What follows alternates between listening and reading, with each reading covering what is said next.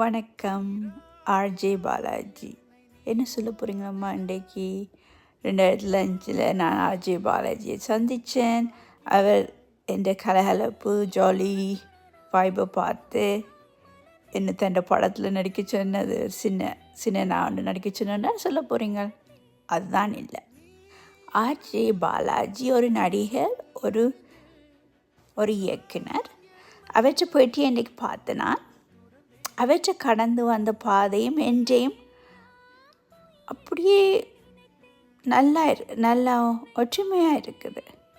அவரை போல இப்போ அவரை போலயே இருக்கிற நானும் அவரை போல ஒரே ஹலஹலப்பு ஜாலி வைப் அவரை போலயே நிற்கிறேன்.